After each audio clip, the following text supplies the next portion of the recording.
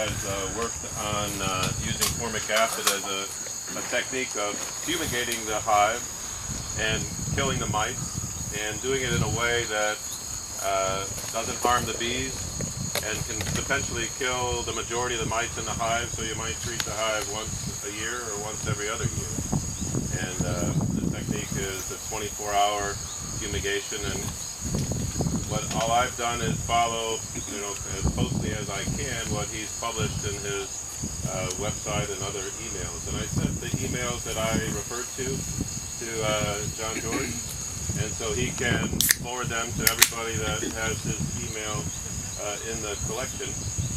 And so what my thought was tonight is that yesterday Dana and I came here yesterday evening, and we've set up formic acid treatments on 4 of the colonies. And then today I'm going to kind of demonstrate how to put on the formic acid treatment on 2 other colonies. And then when we're done, we can take apart the colonies that have been treated and see what's there. So I don't know what's going to be there. So I've had pretty good success when I've done it. If there's mites there, it should kill them. We did a little dusting a couple weeks ago, and it didn't seem that there were that many mites in the colony. So we'll see what we find. So I'm going to first get a hive where I'm going to kind of demonstrate without any bees what we would do. The sheet's up here if anybody hasn't signed. All right, so this doesn't have bees, it doesn't have mites, it doesn't have anything except for the equipment. I'm just using this as kind of a demonstration. This is a bottom board that has a removable whiteboard, and you can put a screen in here for a screened bottom board. So I got these because you can fairly easily put in a whiteboard on the bottom and remove it fairly quickly. One thing that happens is because it's tight fitting, when you pull it out, it scrapes all the debris off, so you might not see all the mites that you kill if you pull it out like that. They all just fall out.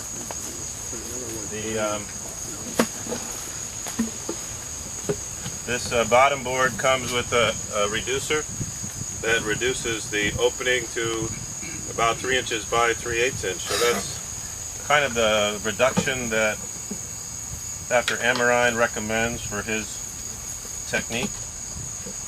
So when you put the entrance reducer on, then you reduce that. And there's 2 different techniques that he uses. One is with a fumigation board that Dana and I made about 10 of these. So basically what it is, it has a little felt in here where you can pour the formic acid, and that creates a chamber where the fumes can accumulate. Is that a special felt? It's not any special felt, it's just some fabric that we found around. It works well enough. I guess you might play around with putting a different... So this fits on top. You want to find where the brood chamber is. You put this on top.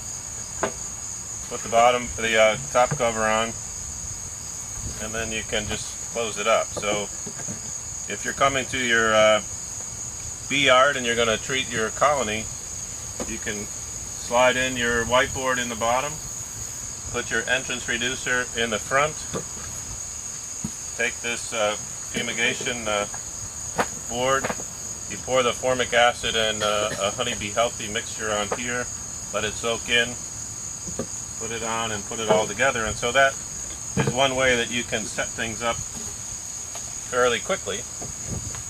And then you leave it sit for 24 hours and you come back and you take the fumigation board off, and you can pull your whiteboard out and then see what has fallen out of the bee colony into the whiteboard below.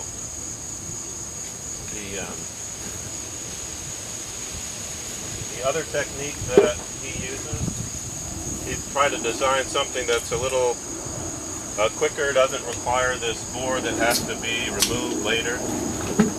And so that technique uses a filter paper.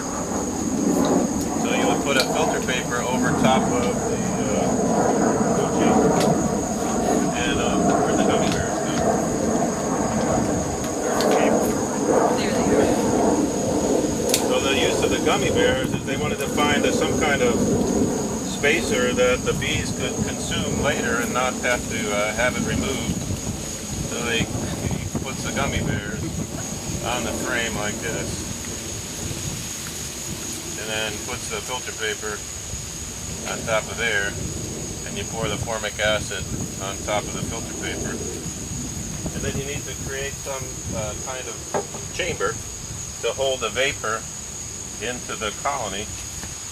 So you get some freezer paper, and the freezer paper has kind of a plastic side and a paper side. And you want to cut the freezer paper to length.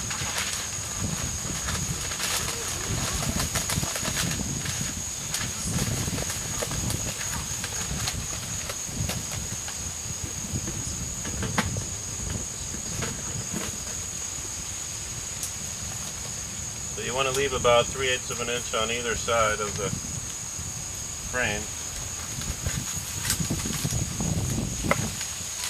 And then you put the freezer paper on top like this. And you get some duct tape and you tape it on either side. And then you can put your inner cover on top of that. And then close it up like this. So that's the basic idea, is you want to create a source of formic acid above the brood chamber, something to confine the vapor, and then you got to keep the vapor from falling out of the hive because it's heavier than air. If you just had your screened bottom board there, it would just all fall out the bottom.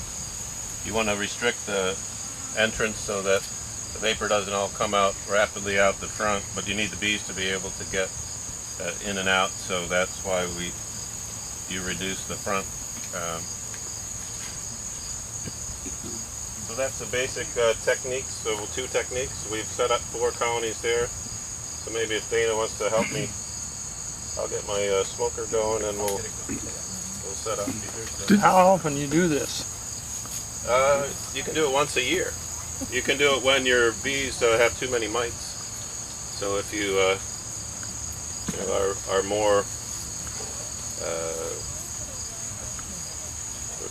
systematic about what you're doing, if you want to come through your colony and do an assessment for how many mites are in your colony, either with a sugar roll test or a dusting or a 24-hour whiteboard drop, and then there's some thresholds that you can identify when you would need to treat the bees.